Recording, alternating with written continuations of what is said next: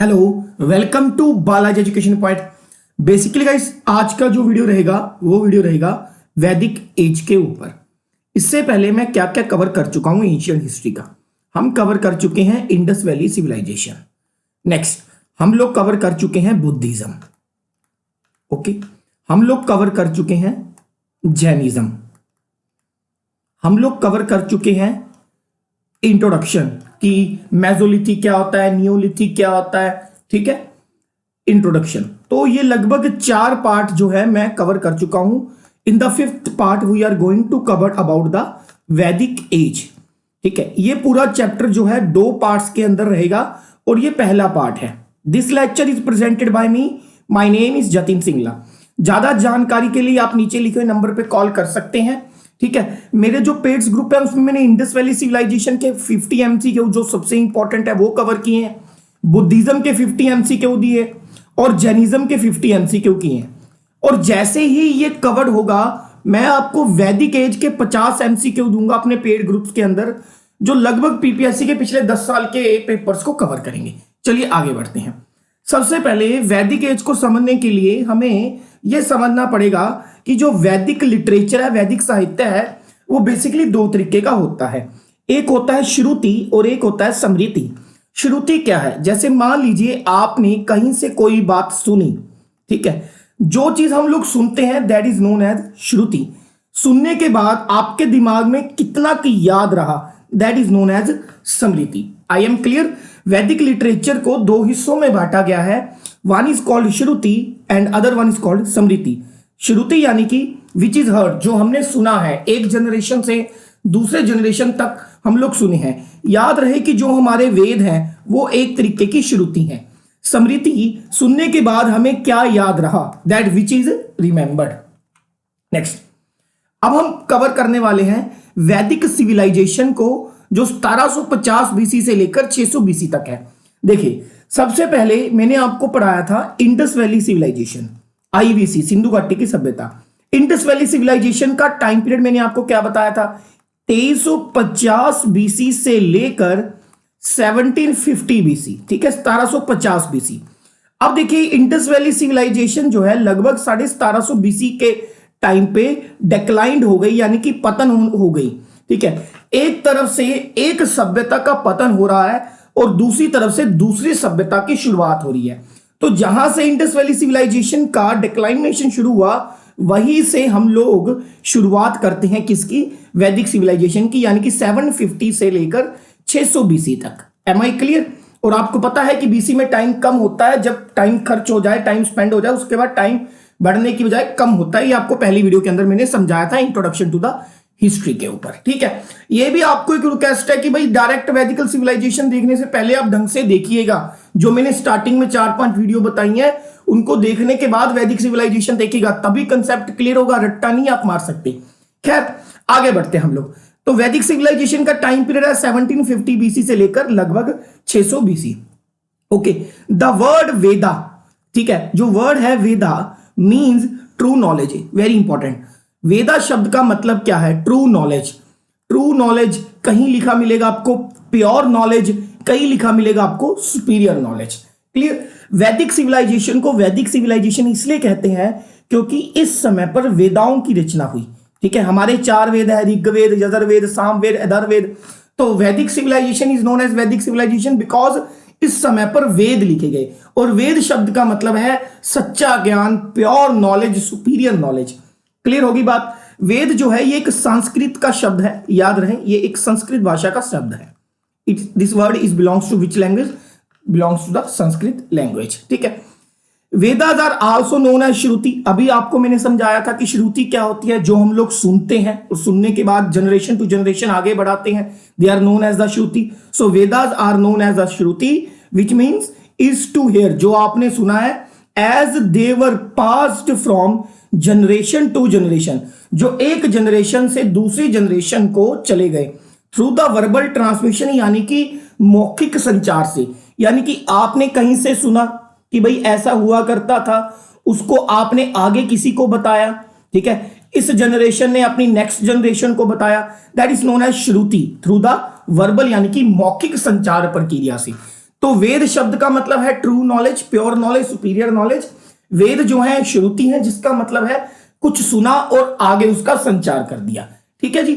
एक बात आपको यहां पर और क्या याद रखनी है देखिए, जैसा कि मैंने आपको यहां पर बताया कि भाई इंडस वैली सिविलाइजेशन जो है 2350 बीसी से लेकर 1750 बीसी तक चली। ठीक है, फिर 1750 बीसी से लेकर लगभग 600 बीसी तक हमारे पास वैदिक सिविलाइजेशन चलेगी। इसके बीच के पीरियड को बोलते हैं ट्रांजिशन पीरियड। ट्रांजिशन पीरियड का मतलब क्या होता है, जब एक चीज का पतन हो रहा है और दूसरी चीज की क्या हो रही है, शुरुआत। तो this period is known as the transition period. ये बात याद रख लीजिए। नेक्स्ट आगे बढ़ते हैं। The decline of Indus Valley civilization by 1500 BC, the next wave of civilization began to take shape in the form of Aryans, occupation of Indo-Gangetic plain। ठीक है, अब इसका मतलब क्या है कि जैसे ही इंडस वैली सिविलाइजेशन की अंत होता है, लगभग 1500 बीसी में शुरुआत होती है एक नई सिविलाइजेशन की, जिसे हम आर्यन सिविलाइजेशन भी कहते हैं। याद रहे कि वैदिक सिविलाइजेशन के जो लोग थे उन्हें हम आर्यंस कहते थे। तो एक्चुअल में वैदिक कल्चर या वैदिक सिविलाइजेशन की शुरुआत किसके भारत में आने से हुई, आर्यंस के भारत में आने से हुई, जो सबसे पहले इंडिया में किस जगह पर आकर स्टेप हुए, किस जगह पर आकर बसे, वो बसे थे इंडो गंगनाटिक प्लेन। ठीक है, देखो मतलब क्या है, सिंधु घाटी की सभ्यता का अंत हो रहा है, वैदिक कल्चर की शुरुआत हो रही है। वैदिक सिविलाइजेशन की शुरुआत होती है जब आर्यंस भारत में आते हैं।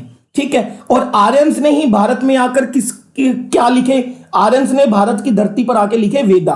तो इसलिए इसका नाम क्या पड़ गया, वैदिक सिविलाइजेशन। समझ में आ गई। तो आर्यंस के भारत में आते ही वैदिक सिविलाइजेशन का शुरुआत होता है, और आर्यंस जिस जगह पर भारत में सबसे पहले सेटल्ड हुए, they are known as Indo Gangetic plain. यहां से देख लो, आपको समझ में आएगा। यहां पर ग्रीन में जो आप देख सकते हो, this is are known as the Indo Gangetic plain, जहां पर आर्यन सबसे पहले जो है सेटल्ड हुए। ज्यादातर एरिया जो इसका नॉर्थ इंडिया से होते हुए, ठीक है, सेंट्रल इंडिया से होते हुए नॉर्थ ईस्ट की तरफ जाता है। ये सारा इंडो गंगनाटिक प्लेन है। नेक्स्ट आगे बढ़ते हैं बच्चों। अब क्वेश्चन मैं साथ के साथ बताता चलूंगा, जिससे आपको पता चल जाए कि भाई इसका मतलब क्या है। Vedic literature is also known as, तो वैदिक लिटरेचर को क्या बोलेंगे, ठीक है, Shruti. Vedic literature is also known as Shruti. Okay, next आगे बढ़ते हैं। Who was the founder of Vedic culture. Vedic culture की शुरुआत कहां से हुई, आर्यंस के भारत में आने से। तो वैदिक कल्चर की शुरुआत हुई आर्या से। Very very important. वैदिक कल्चर के फाउंडर किसे कहा गया, आर्यस को। ठीक है, ये अगला क्वेश्चन। नेक्स्ट बढ़ते हैं जी। अब जब आर्यंस या आर्यस जब भारत में आए, तो उनके बारे में अलग अलग थ्योरीज दी गई। ठीक है, कि भाई इस कैसे आर्यंस भारत में आए, ठीक है, कैसे आए, कहां से आए, कैसे आके भारत में सेटल्ड हुए। उनमें से 4 थ्योरियां सबसे इंपॉर्टेंट है। इन 4 में से 2 जो हर बार पीपीएससी उठाती है, वो सेकंड और थर्ड है। ठीक है, सबसे पहले सर डब्ल्यू जॉन्स ने एक थ्योरी दी, जिसमें यह कहा गया कि जो आर्यन से सबसे पहले यूरोप से होते हुए आए, यूरोपियन सब कॉन्टिनेंट से आए। ठीक है, सबसे प्रतिष्ठित एंड प्रूव्ड थ्योरी जो मानी जाती है, सबसे इंपॉर्टेंट है, वो है मैक्स मुल्लर की थ्योरी, जिसने ये कहा था कि the Aryans came from the Central Asia, Madhya Asia से, कैस्पियन सी से होते हुए, हिंदुकुश पहाड़ों से होते हुए, खाइबर पास से होते हुए आर्यन जो थे भारत में आए। ये सबसे प्रूव्ड थ्योरी है max Muller. Max Muller German के रहने वाले थे। उसके बाद दूसरी थ्योरी मानी गई बाल गंगाधर तिलक की, जिसने कहा कि जो हमारे आर्यंस थे वो आर्कटिक रीजन से आए थे। आर्कटिक एक रीजन है नियर रशिया, सर्बिया के पास एक रीजन है, दैट इज रशिया के पास, कि वहां से आए। और एक थ्योरी ई है डॉक्टर एसी दास की, जिसको बोलते हैं इंडियन थ्योरी। आपको क्वेश्चन क्या आएगा, ठीक है, कि central Asian theory related to Aryans given by, ठीक है, central Asian theory related to Aryans was given by Max Muller. Central Asian theory for the Aryans given by the Max Muller, ठीक है, the theory related to the Aryans that they came from the Arctic region, this theory was given by the बाल गंगाधर तिलक। European theory किसने दी, sir W Johns ने। Indian theory किसने दी, doctor AC दास ने। Second और third को घोल के पी जाओ, मोस्ट इंपॉर्टेंट है। इन्हीं 2 के बारे में चर्चा करेंगे। चलिए अब देखते हैं मैक्स मुल्लर का इसके बारे में क्या कहना है, जिसने कहा कि Aryans came from the Central Asia. ये एक जर्मन स्कॉलर थे मैक्स मुलर, जिनका कहना था कि they came from the area around the Caspian Sea in the Central Asia, कि जो हमारे आर्यंस है वो कैस्पियन सी, एक जगह है कैस्पियन सी, सेंट्रल एशिया से, सेंट्रल एशिया आए कैस्पियन सी से होते हुए, ठीक है। यहां पर मैप से देखो, ये है कैस्पियन सी, ठीक है। तो इनका कहना था कि यहां से होते हुए इस तरफ से होते हुए आर्यंस जो थे वो धीरे धीरे सेंट्रल एशिया में पहुंचे। सेंट्रल एशिया यानी कि ईरान, अफगानिस्तान का एरिया, वहां से होते हुए ये हिंदुकुश पर्वत से भारत में एंटर किए।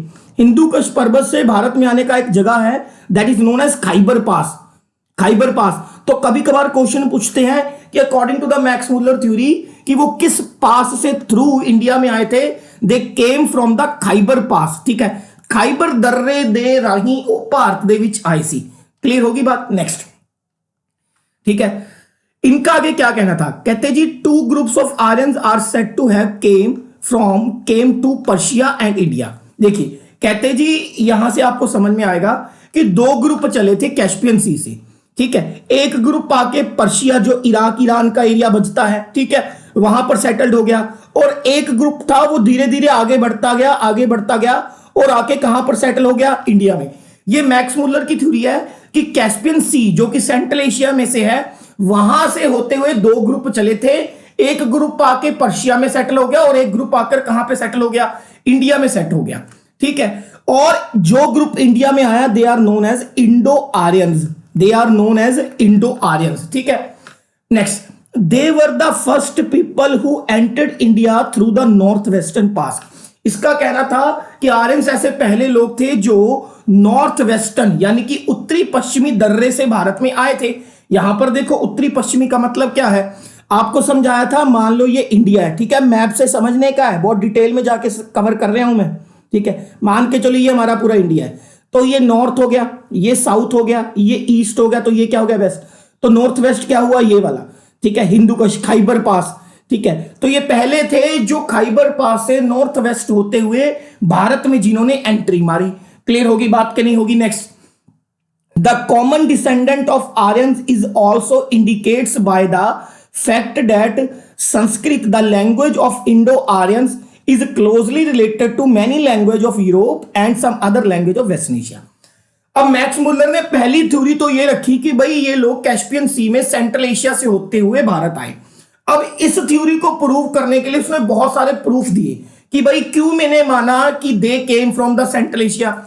इनका कहना था कि आर्यंस की जो मातृभाषा थी वो थी वैदिक संस्कृत, और जो वैदिक संस्कृत भाषा थी जिसे हम इंडो आर्यन लैंग्वेज कहते हैं, ये ज्यादातर मिलती है यूरोप के देशों की भाषा से और कुछ इसके हिस्से मिलते हैं वेस्टर्न एशिया से। इसलिए मेरा मानना यह है कि भाई इसकी भाषा भी उनके जैसी है, इनका रहन सहन भी उनके जैसा है।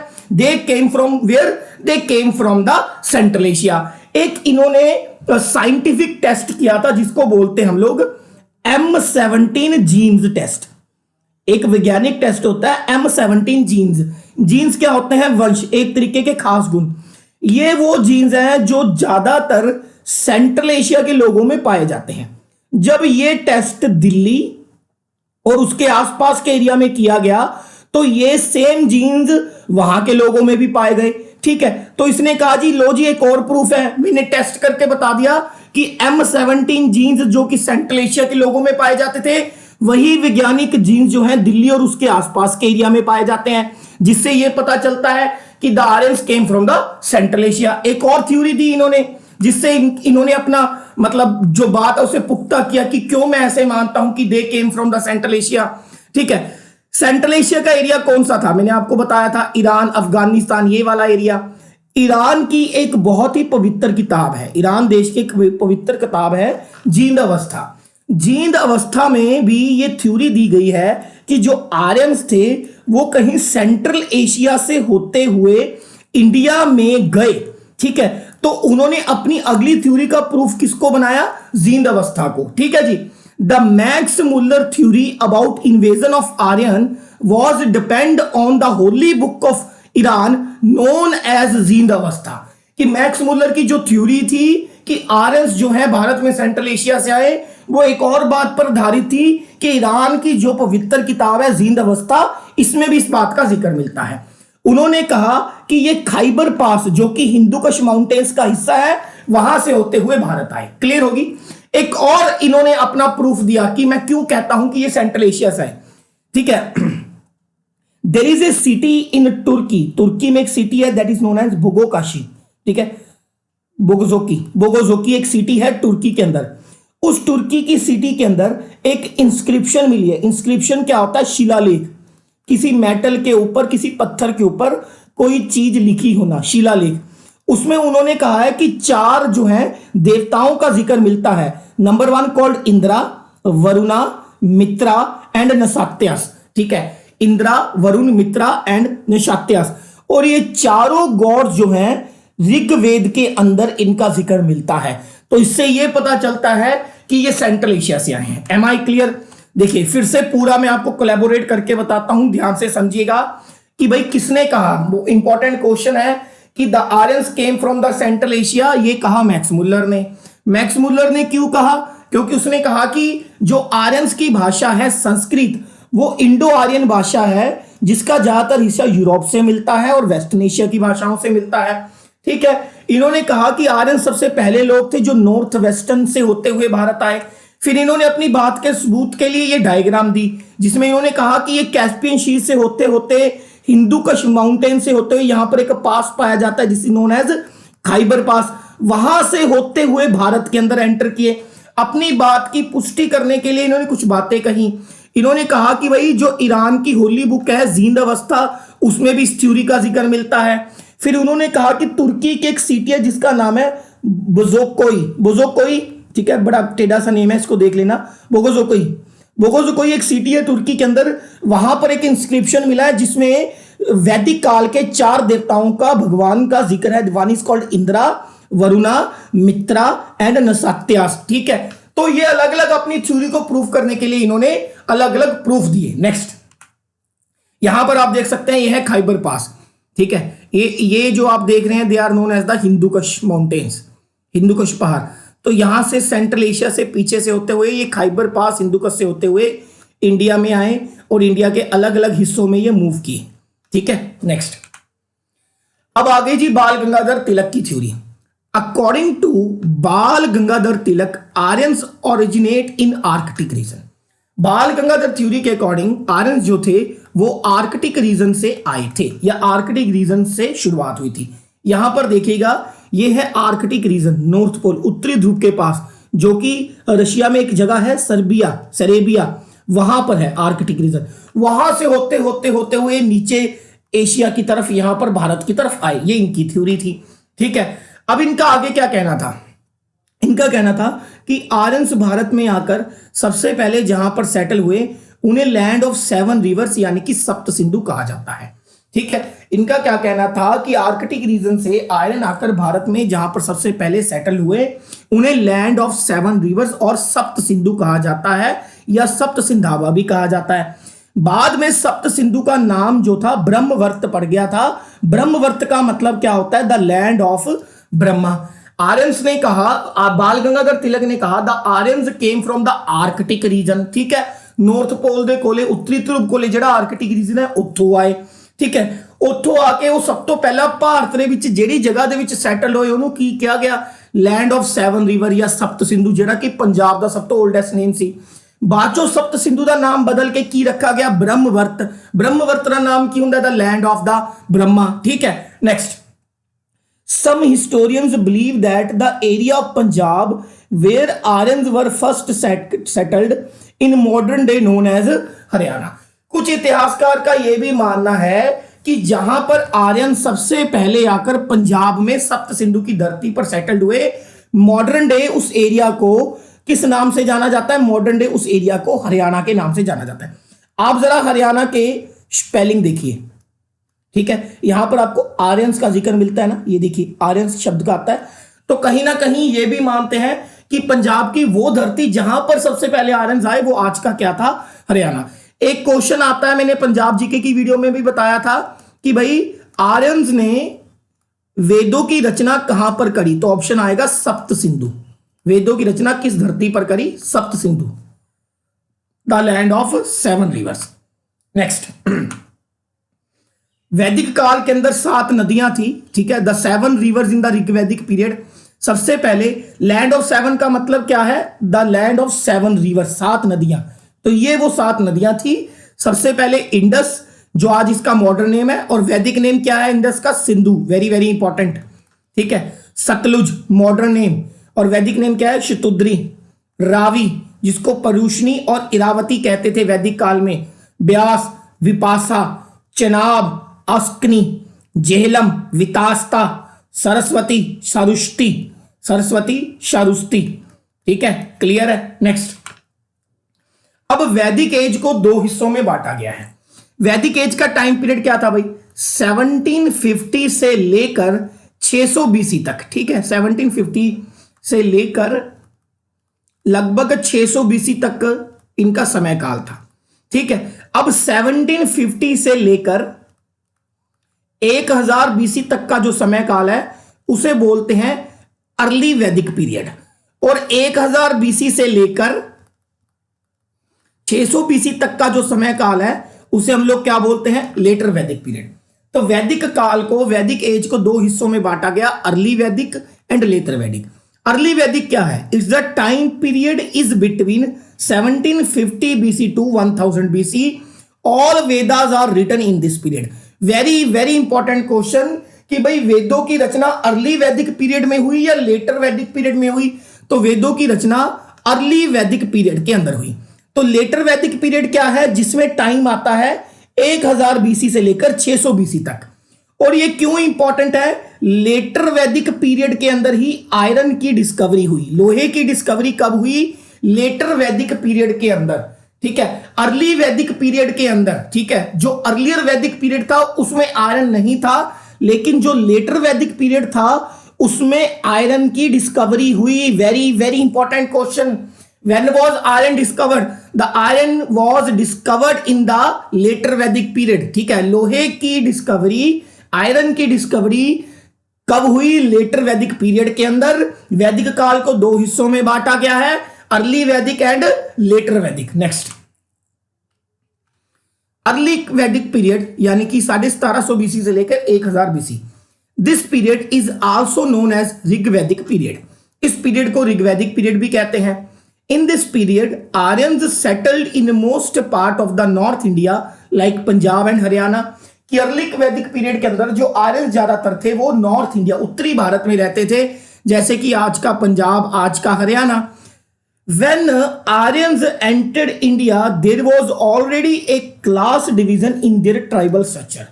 कहते हैं कि जब आर्यन सेंट्रल एशिया से भारत में आए तो उनका समाज या उनका जो ट्राइब था, कबीला था, वो ऑलरेडी डिवीजन यानी कि अलग अलग क्लासेस में बटा हुआ था। मतलब वहां पर ऑलरेडी उनमें जात पात थी, ऊपर नीचे था, ऊंच नीच थी ऑलरेडी इंडिया में आने से पहले ही।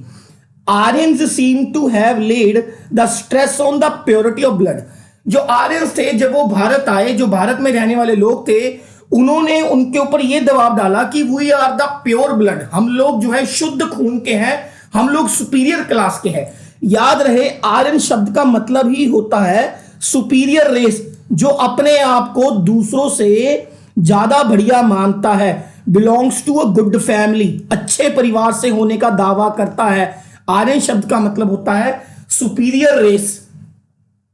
नेक्स्ट, अब देखते हैं पॉलिटिकल ऑर्गेनाइजेशन क्या है, ठीक है। पॉलिटिकल ऑर्गेनाइजेशन सबसे पहले यहां पर टॉप पे होता था राजन। मैं आपको यहां से समझाता हूं। देखिए, सबसे पहले टॉप पे होता है राजन,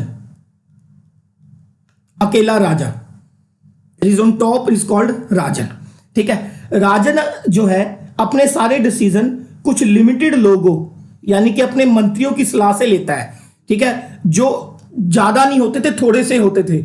दिस इज नोन एज सभा।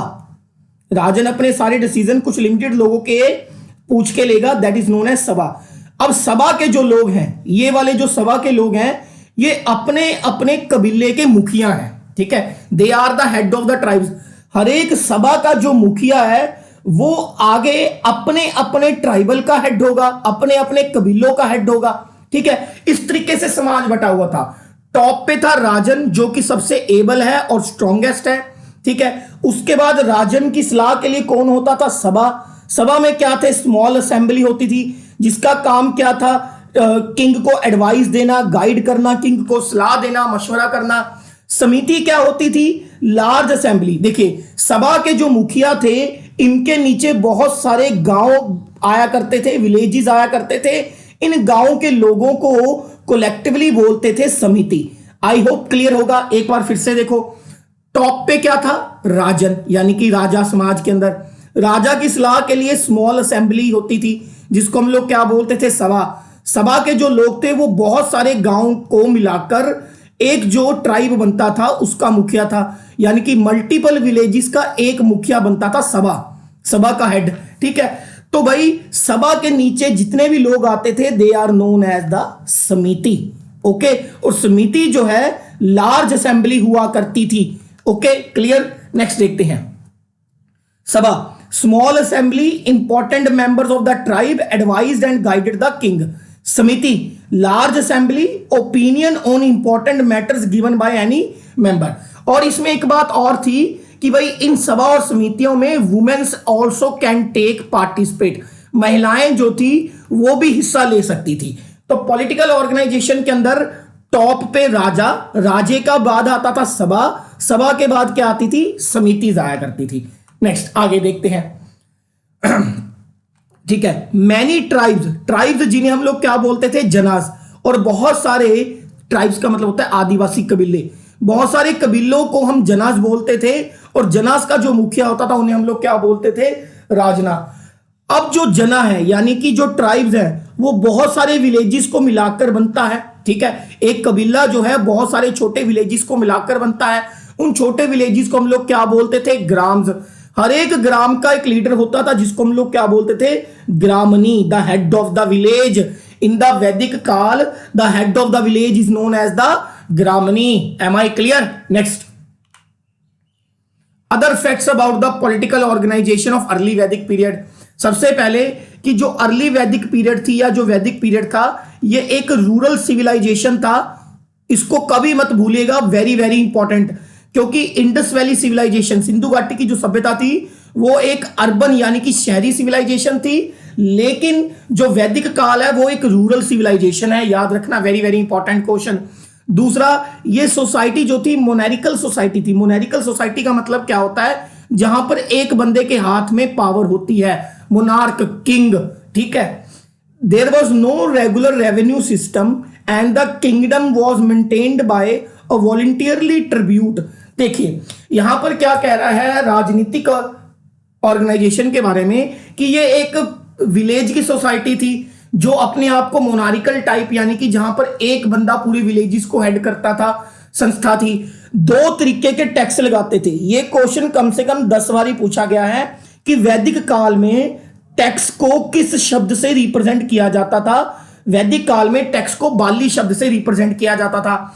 बाली शब्द का मतलब क्या है कि एग्रीकल्चर से जितनी आपको प्रोडक्शन हुई है उसका 1/6 हिस्सा आप टैक्स के तौर पर राजन को देंगे, बस, ठीक है। और दूसरा टैक्स जो था वो क्या था? बुट्टी। बुट्टी क्या होता है कि जब आप युद्ध लड़ते हैं, युद्ध में जो आपने वेल्थ, जो भी चीजें लूटी हैं, उसका कुछ हिस्सा टैक्स के तौर पर आप किसको दोगे? राजन को।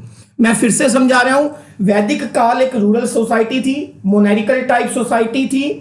टैक्स के लिए जो शब्द इस्तेमाल होता था उसका नाम क्या था? बाली, जिसका मतलब था 1/6 ऑफ एग्रीकल्चर प्रोडक्शन।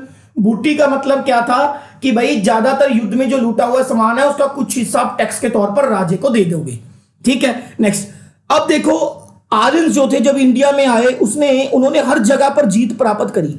उनकी जीत का सबसे बड़ा कारण था chariot driven by the horse. Chariot क्या होता है? एक तरीके का रथ जो घोड़ों के द्वारा खींचा जाता है। आपने कभी पुरानी फिल्मों में देखा होगा कि रथों की जो है रेस होती है, ठीक है, ठीक है, उसको बोलते हैं हम लोग चैरियट, ठीक है जी। Chariot driven by the horse. Next देखते हैं। अब इनका जो समाज था आर्यंस का या वैदिक काल का, वो 4 कास्टों में बटा हुआ था। One is called Brahmans, second one is called Kshatriyas, third one is called Vaishyas, fourth one is called Shudras. The society was divided into the four caste, Brahmans जो अपने आप को प्राइस्ट कहते थे, क्षत्रियाज जो अपने आप को वॉरियर्स योद्धा, ठीक है, राजाओं का परिवार कहते थे, वैश्यस कौन से, वैश्यस उन्हें कहा जाता है जो भाई अपने हाथ से कोई काम करते हैं, फार्मर्स, मर्चेंट्स, ट्रेडर्स, ठीक है, शूद्रस कौन से हैं जिनके पास कोई स्किल नहीं है, अनस्किल्ड पर्संस, ठीक है, who were outskirt from the society जिन्होंने कोई भी काम ना आने की वजह से समाज तो बेदखल कर दिता गया। एक गल होर याद रखियो कि वैदिक काल दे विच जिहड़ी सोसाइटी सी ਉਹਨੂੰ ऑक्यूपेशन यानी कि कित्ते के आधार पर वंडिया गया सी, जिन्हें बाद विच जाके किहदा रूप ले लिया, कास्ट। स्टार्टिंग दे विच कास्ट नहीं सी, स्टार्टिंग दे विच समाज कम के आधार पर वंडिया गया सी, बाद चो उही कम उहदी कास्ट बन गई, ठीक है। ब्राह्मण्स किहड़े ने, जिहड़े संस्कृत पढ़ना जानते हैं, ठीक है, who know read and write about the Sanskrit. क्षत्रिय योद्धा जो वॉरियर है, जो किंग और उसका परिवार है। वैश्यास लेबरर्स जिहड़े हाथ नाल काम करते हैं। शूद्रस जिन्हां कोले कोई स्किल्ड नहीं हैगी, समाज तो कट दिता गया कि तुसी किसी काम दे नहीं हैगे, ठीक है, इस तरीके से। Next, social life in early वैदिक period. Social life in early वैदिक पीरियड क्या था, और सामाजिक लाइफ क्यों देखते हैं। There is a word used called varna. Vedic के अंदर एक शब्द इस्तेमाल होता था वर्ण। वर्ण का मतलब होता है कलर, रंग से, ठीक है। जो आर्यंस में अपर क्लास थी वो फेयर यानी कि गोरे रंग के होते थे, लेकिन जो निम्न क्लास थी वो डार्क कलर के होते थे, जिन्हें हम लोग क्या बोलते थे, दासज, ठीक है, जिन्हें हम लोग दास बोलते थे। क्लियर है, ओके होगी। क्वेश्चन क्या आएगा कि वैदिक काल में वर्ण शब्द किस चीज के लिए इस्तेमाल हुआ है, कलर के रूप में इस्तेमाल हुआ है। कलर के आधार पर समाज को दो हिस्सों में बांटा गया, ठीक है, एक फेयर यानी कि गोरे कलर वाले और एक डार्क कलर वाले। Family was the basic unit of society. समाज का मूल रूप जो आधार था वो समाज, वो परिवार था, ठीक है। Family was patriarchal in nature, double star लगाओ। देखो, इंडस वैली सिविलाइजेशन जो थी वो मैट्रियार्कल सोसाइटी थी। मैट्रियार्कल सोसाइटी मतलब जहां पर महिला समाज की प्रधान है। आज के टाइम पर देखिए ज्यादातर देशों में पैट्रियार्कल सोसाइटी है। India is a patriarchal society. Vedic civilisation was a patriarchal society. Patriarchal का मतलब क्या होता है, जहां पर पुरुष जो है फैमिली का हेड है, ठीक है जी। लेकिन ऐसा नहीं है कि वुमेन्स को पावर नहीं थी। Womens enjoyed the equal power with man, but the final decision was taken by the man itself. Next, Aryans क्या करते थे, the Aryans loved the music, ठीक है, वो फ्लूट, ल्यूट एंड हार्प, इस तरीके से जो म्यूजिक इंस्ट्रूमेंट होते हैं उनको सुनते थे, बजाते थे। They are refer to singing, dancing of the girls, ये इनका एंटरटेनमेंट का साधन था, ये इंपॉर्टेंट है, ठीक है। People use to play gambling, जुआ खेलने में ये विश्वास रखते थे। इनकी जो फेवरेट टाइम पास था, ये वेरी वेरी इंपॉर्टेंट है, वो है चैरियट रेसिंग, यानी कि रथ की जो रेस होती थी, रथ के आगे घोड़े बांधकर, ठीक है, chariot racing. Both man and women were war ornaments, ये अलग अलग तरीके के गहने डालने में विश्वास रखते थे। इस पूरी स्लाइड में ना जी एक ही क्वेश्चन काम का है कि आर्यंस का सबसे फेवरेट टाइम पास कौन सा था, वो था chariot racing. Next, marriage in early वैदिक पीरियड, ये इंपॉर्टेंट है। देखो, दो तरीके की मैरिज होती थी। One is called monogamous. Monogamous का मतलब क्या होता है, सिंगल वाइफ। ज्यादातर वैदिक काल में एक ही वाइफ यानी कि सिंगल वाइफ हुआ करती थी, लेकिन कुछ जगह पर पॉलीएंड्रस के भी निशान मिले। पॉलीएंड्रस का मतलब क्या है, जहां पर सिंगल फीमेल हो लेकिन उसकी शादी मल्टीपल मेल से हो।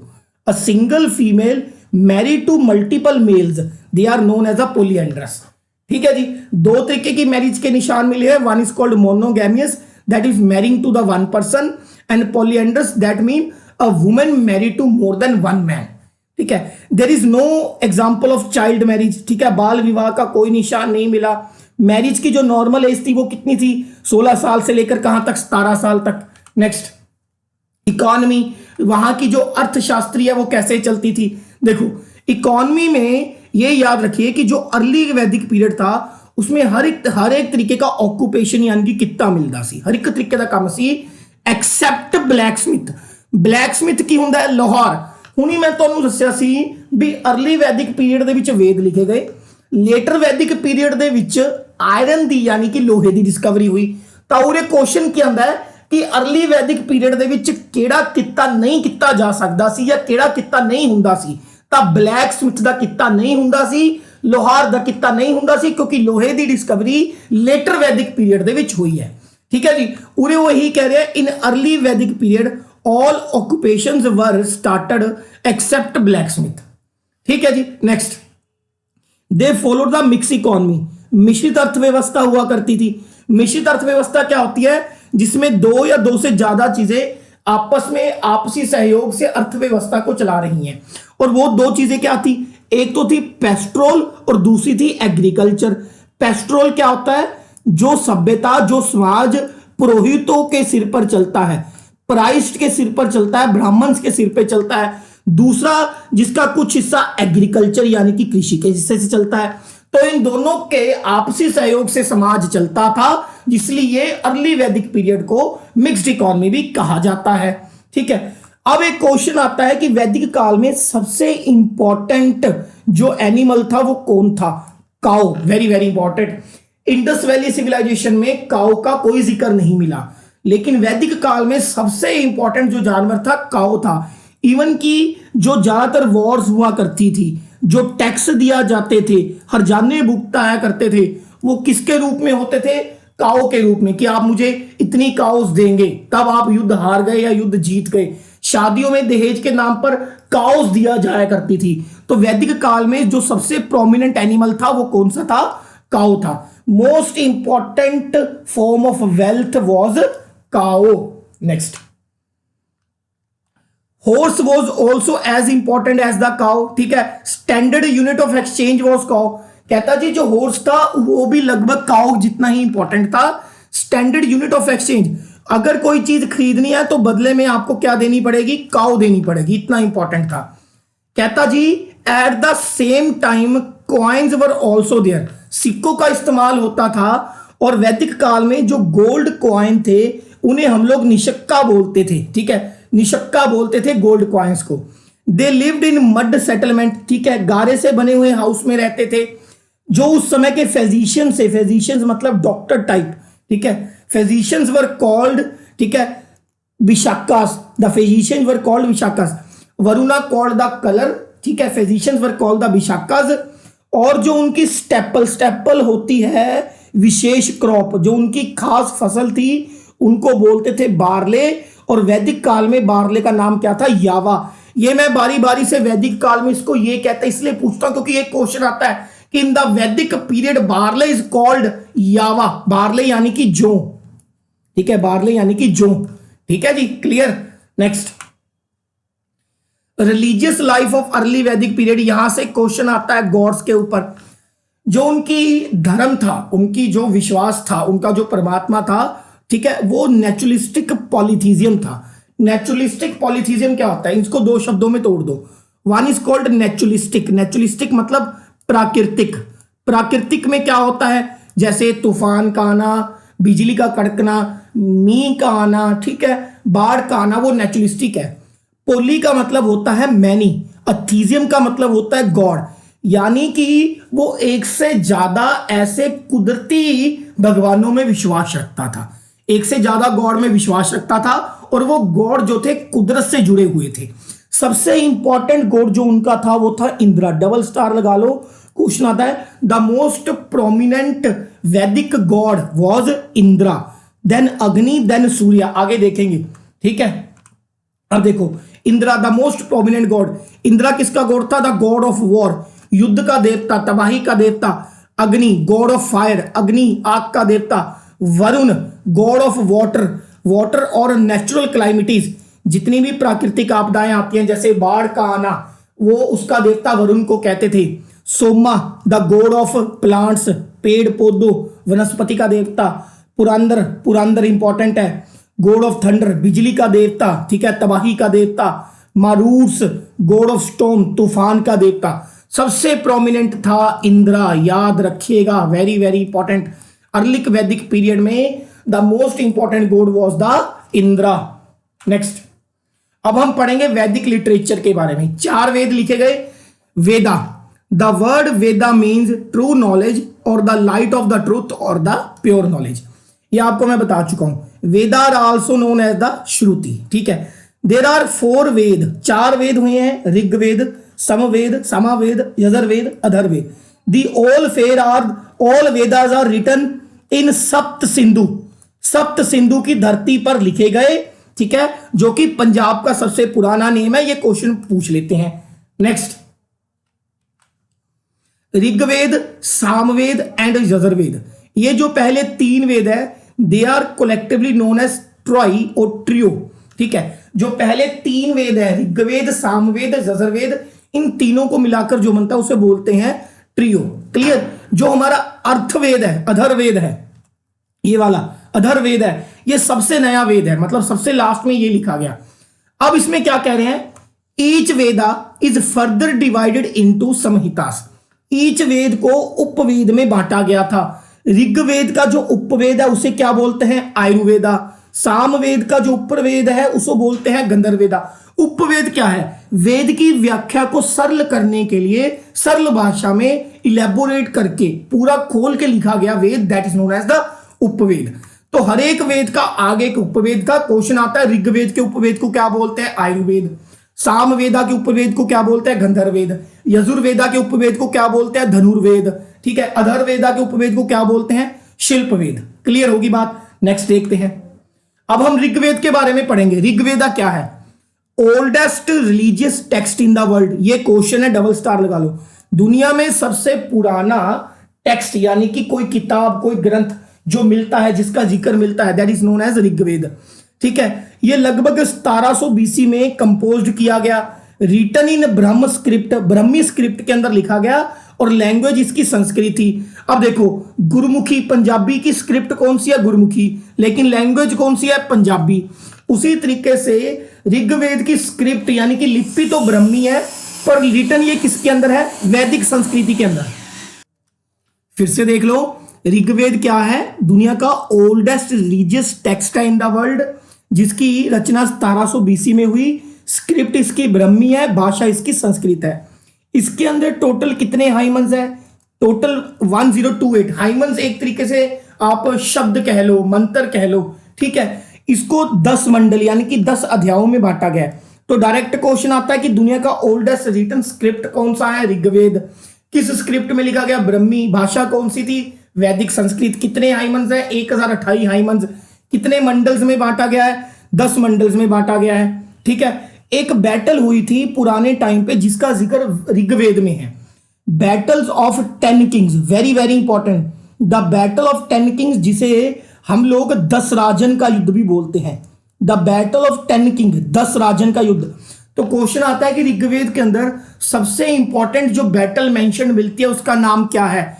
10 राजन। ठीक है, और इस बैटल को विश्वामित्र ने लड़ा था। माना जाता है this battle was led by the Vishwamitras. ठीक है, और ये किस नदी के किनारे लड़ी गई? रावी रिवर के किनारे लड़ी गई। नेक्स्ट, अब कुछ मंडल्स हैं, 10 के 10 मंडल पढ़ने की जरूरत नहीं है, जो इंपॉर्टेंट है। ठीक है, 2nd to 7th। ठीक है, 2nd to 7th जो मंडल है, they are the earliest mandal. 1st and 10th mandals are added later. मतलब 2nd से लेकर 7 तक के जो मंडल थे वो पहले लिखे गए हैं। पहला और 10वां जो मंडल है वो लास्ट में लिखे गए हैं। 3rd मंडल के अंदर गायत्री मंत्र का जिक्र मिलता है। ठीक है, वेरी वेरी वेरी इंपॉर्टेंट, कि in which mandal the Gayatri mantra was written, that was written in the 3rd mandala. ठीक है, 3rd मंडला। अब गायत्री मंत्र किसको समर्पित है? समर्पित टू द गॉड ऑफ सन। ठीक है, ओम भू भुव स्वा तस्वितुल वरेण्यम वर्गो देवस्य धीमहि धियो यो नः प्रचोदयात्। इस तरीके से this mantra is known as the Gayatri mantra. This is समर्पित टू द लॉर्ड सन। ठीक है, सूर्य भगवान को समर्पित है 3rd मंडल के अंदर, और ये किसे लिखा है? Written by the Vishwamitra. 9th मंडल जो है उसमें जिक्र मिलता है सोमा का। सोमा अभी मैंने आपको पीछे बताया था, सोमा जिसे हम लोग क्या बोलते हैं? The god of plants. Under the which mandala the knowledge of Soma was written. किस मंडल के अंदर हमें नॉलेज ऑफ सोमा मिलती है? 9th मंडल के अंदर। ठीक है, अब ये वाला मंडल इंपॉर्टेंट है, 10th मंडला। 10th मंडल के अंदर पुरुषुकेत, पुरुषुकता का जिक्र मिलता है। पुरुषकता क्या है? पुरुषकता का मतलब क्या है? ये वो 10वें मंडल का एक चैप्टर है जिसमें 4 कास्टों का जिक्र मिलता है, ब्राह्मण, क्षत्रिय, वैश्य एंड शूद्र। अभी हमने पढ़ा था ना कि जो वैदिक सोसाइटी थी वो 4 चीजों के अंदर बटी हुई थी, ब्राह्मण, क्षत्रिय, वैश्य एंड शूद्र। और ये जो 4 कास्ट हैं इसका जिक्र वैदिक के 10वें मंडल में मिलता है। Am I clear? ठीक है, next other facts about the Rigveda. देखिए ऋग्वेद में जो सबसे ज्यादा शब्द इस्तेमाल हुआ है वो है Om. Om word is used maximum in the Rigveda, और कितनी बार यूज हुआ है? 1028 बार। दूसरे नंबर पर जो शब्द इस्तेमाल हुआ है वो है जन, लगभग 275 बार। ठीक है, ऋग्वेद में लगभग 1028 हाइमन्स हैं, जैसा कि मैंने आपको बताया। इन 1028 में से 250 हाइमन्स जो हैं गॉड या लॉर्ड इंद्रा को समर्पित है, और 200 हाइमन्स जो हैं वो समर्पित है सिर्फ और सिर्फ किसको? अग्नि को। ऋग्वेद से पता चलता है कि जितनी हमारी लैंड ऑफ 7 रिवर्स थी, 7 नदियां थी, उन 7 में से जो सबसे पूजनीय पवित्र रिवर थी वो थी Saraswati. Saraswati is the deity river in the Rigveda, पवित्र नदी। ठीक है, उपवेदा ऑफ ऋग्वेदा, जैसे मैंने बताया था कि ऋग्वेद का जो उपवेद है वो है Ayurveda. Ayurveda deal with the medicine, वो किस चीज से डील करता है? मेडिसिन से। ठीक है जी, नेक्स्ट पढ़ते हैं सामवेद। सामवेद का मतलब है मेलोडी, रिलेटेड टू म्यूजिक। तो क्वेश्चन आता है कि दुनिया का सबसे पुराना ग्रंथ जिसमें म्यूजिक का जिक्र मिलता है दैट इज सामवेद। 1603 वर्सेस थे इसके अंदर। ठीक है, ओके होगी। दुनिया का जो सबसे पुराना राग है जिसका नाम है Dhrupad raga, the oldest musical raga of the world that is Dhrupad raga, वो सामवेद के अंदर से ही लिया गया है। सामवेद का जो उपवेद है उसे हम बोलते हैं गंधर्ववेद। गंधर्ववेद जिसमें आर्ट यानी कि कला, म्यूजिक यानी कि संगीत का जिक्र मिलता है। एक बात और याद रखिएगा, दुनिया का सबसे पुराना एक ग्रंथ है, किताब कह लो, जिसमें डांस की अलग अलग फॉर्म्स का जिक्र मिलता है।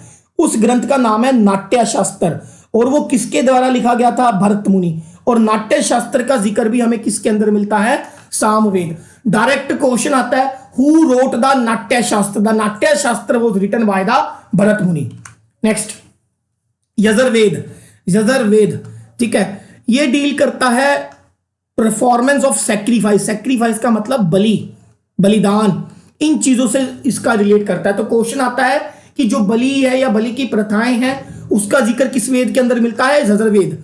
There are 2 main Vedas, one is called white Yajurveda and second one is called black Yajurveda. ठीक है, जो व्हाइट यजुर्वेदा है ना, इसमें हमें उन सारी अच्छे मैजिक के बारे में जिक्र मिलता है जो अच्छे कामों के लिए है। ब्लैक यजुर्वेदा के अंदर हमें ब्लैक मैजिक, काले जादू का जिक्र मिलता है। बस ये याद रखिए।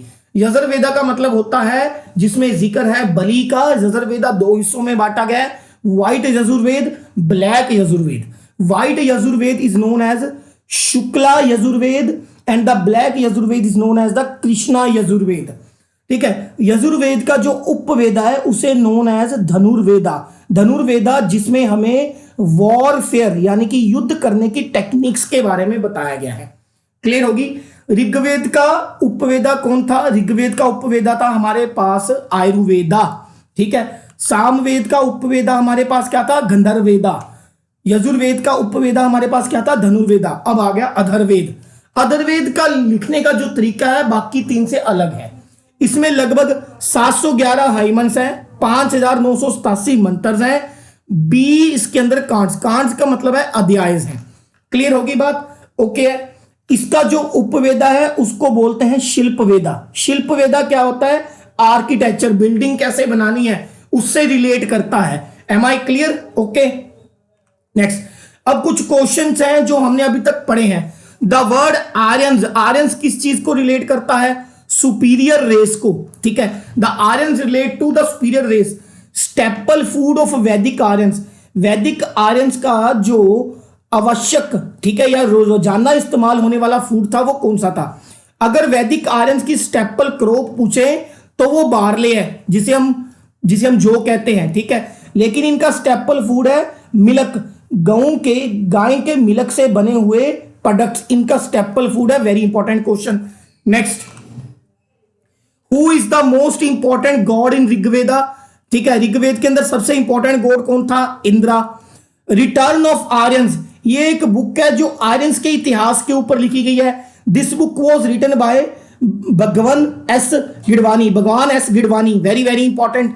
Who wrote the book the return of Aryans, Bhagwan S Gidwani. Next, which river lies not been mention in Rigveda, Rigveda के अंदर किस रिवर का जिक्र नहीं मिलता?